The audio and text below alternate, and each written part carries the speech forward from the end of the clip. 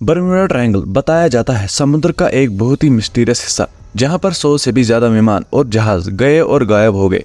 और गायब भी कैसे हुए कि उनका एक टुकड़ा तक नहीं मिला। एक ऐसा एरिया है अमेरिका में, फ्लोरिडा से लेकर प्योर्टो रिको तक और ऊपर बर्मुडा देश तक। ये एक तरीका का ट्रायंगल सा एरिया बन जाता है। यहाँ पर ओवरऑल 5 लाख स्क्वायर माइल से भी ज्यादा ये एरिया है जहाँ पर ये लाई करता है।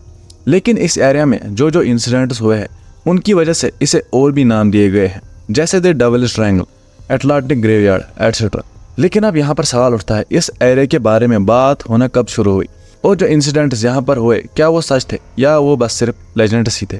आज के इस वीडियो में हम हर एक पॉइंट को क्लियर करेंगे। दोस्तों सितंबर के एंड तक हमने 1K सब्सक्राइबर्स का टारगेट रखा है, तो प्लीज दोस्तों हमें पूरा सपोर्ट करें। तो चलिए वीडियो को शुरू करते हैं। 1950 में यूएस मीडिया के अंदर इस एरिया के बारे में हल्की हल्की बातें शुरू होने लगी, लेकिन पहली बार इस एरिया को लोगों ने बर्मुडा ट्रायंगल बोलना तब शुरू किया जब 1964 में विंसेंट गडीज ने एक आर्टिकल लिखा अर्गोजी मैगजीन, जिसका टाइटल था द डेडली बर्मुडा ट्रायंगल। और इस आर्टिकल में उन्होंने कई सारी डिसअपीयरेंसेस जो पिछले दशकों में हुई थी इस बर्मुडा ट्रायंगल में उन्हें समराइज किया था और उन्हें लिंक करने की कोशिश की थी और यहाँ पर एक मिस्ट्री बनाने की कोशिश की गई थी। और इसकी वजह से बर्मुडा ट्रायंगल की मिस्ट्री उस जमाने की सबसे पॉपुलर मिस्ट्री बन गई। अगर आप इंटरनेट पर भी अभी सर्च करोगे दोस्तों, जितनी movies, books, documentaries Bermuda triangle पर बनी है शायद ही किसी और टॉपिक पर बनी हो।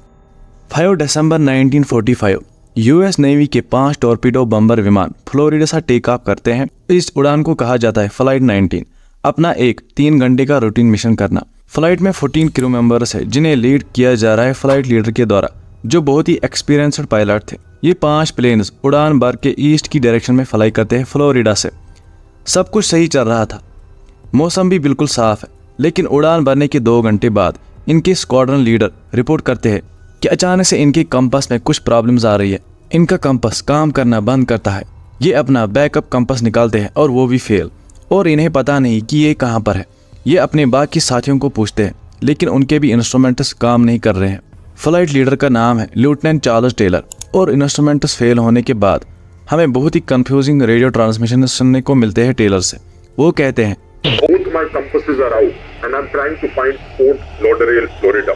I'm over land but it's broken. I'm sure I'm in the Keys but I don't know how far down and I don't know how to get to Fort Lauderdale. मौसम अब बिगड़ने लगता है धीरे धीरे। शाम की 4:56 टेलर को लगता है कि उनके विमान गुल्फा मैक्सिको के एरिया में पहुंच चुके हैं, इसलिए उन्हें अब ईस्ट की डायरेक्शन में फ्लाई करना चाहिए। वापस जाने के लिए बाकी क्रू मेंबर्स का कहना है वो ऑलरेडी ईस्ट में है, उन्हें वेस्ट की तरफ जाना चाहिए। और हमें एक मैसेज भी सुनने को मिलती है, Damn it, if we could just fly west, we would get home. Head west, damn it. शाम के 7:04 पर फ्लाइट लीडर टेलर की तरफ से आखिरी रेडियो ट्रांसमिशन आता है। Planes close up tight.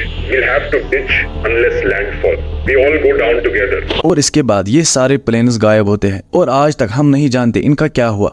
दोस्तों अनफॉर्चुनेटली सर्च ऑपरेशन के लिए मैरिनर को इन विमानों को ढूंढने के लिए भेजा जाता है, जिस पर सवार है 13 क्रू मेंबर्स, और वो भी गायब। कुछ और घटनाओं की बात करें, इससे भी खौफनाक और डरावनी है एलन एस्टन की मिस्ट्री।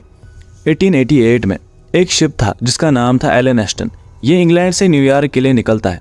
2 से 3 दिनों के बाद इस जहाज का जो कैप्टन था, कैप्टन ग्रिफिन, वो एक शॉर्टकट लेता है ताकि जल्दी पहुंचा जाए। लेकिन जो ये शॉर्टकट था ये इसी एरिया यानी बर्मुडा से गुजरता था। लेकिन जैसे ही वो इस एरिया के पास पहुंचते हैं, कैप्टन ग्रिफिन को दूर एक शिप दिखाई देती है जो कुछ अजीब तरह से मूव कर रही थी। कैप्टन ने कई बार कोशिश की कम्युनिकेट करने की, लेकिन कोई भी रिस्पॉन्स नहीं आया इस बोट से। कुछ टाइम के बाद कैप्टन ने अपने कुछ लोगों को इस बोट पर भेजा ये चेक करने के लिए कि ये रेस्पॉन्ड क्यों नहीं कर रही है। लेकिन उस बोट पर पहुंचते ही सभी शॉक में चले गए, क्योंकि उस बोट पर कोई भी नहीं था, ना कोई लोग, ना जहाज का कैप्टन। पूरी की पूरी बोट खाली थी। अब ये मिलकर डिसाइड करते हैं कि इस बोट को अपने साथ ले जाएंगे, लेकिन मौसम बिगड़ने लगता है और ये शिप अचानक गायब होती है, और वो लोग भी जो इस पर सवार थे। और कुछ समय बाद ये अचानक फिर से इनके सामने आती है। ये सब देख के ये इस बोट को वही छोड़ते हैं और न्यूयॉर्क के लिए भागते हैं, और फिर इसके बारे में बात होना चालू हो गई। सिमिलरली एक केस था मैरी सेलेस्टिया। नवंबर 7, 1872 को ये अपने सफ़र पर निकलती है, लेकिन इस बर्मुडा ट्रायंगल के एरिया में पहुंचते ही ये शिप गायब होती है। इसको बहुत ढूंढा जाता है, लेकिन ये कहीं नहीं मिलती, और कुछ दिनों के बाद इसे बर्मुडा के एरिया में तैरता हुआ देखा जाता है। लेकिन यहाँ पर हैरानी की बात है, क्योंकि जो भी पैसेंजर्स, क्रू, कैप्टन उस जहाज पर थे वो सारे के सारे गायब थे। अब ऐसे कई सारे केसेस हैं बर्म्यूडा ट्रायंगल के रिलेटेड, लेकिन दोस्तों अब यहाँ पर सवाल है कि सच में ये एरिया इतना खतरनाक है और इन सब घटनाओं के पीछे कारण क्या है। अगर आप इंटरनेट पर थोड़ी सी रिसर्च करोगे दोस्तों, ये जो बर्म्यूडा का एरिया है ये टॉप 10 डेंजरस एरिया में भी इंक्लूड नहीं किया गया है। यूएस नेवी तो बर्म्यूडा ट्रायंगल का जो नाम है इस वर्ड को ही नहीं मानते हैं।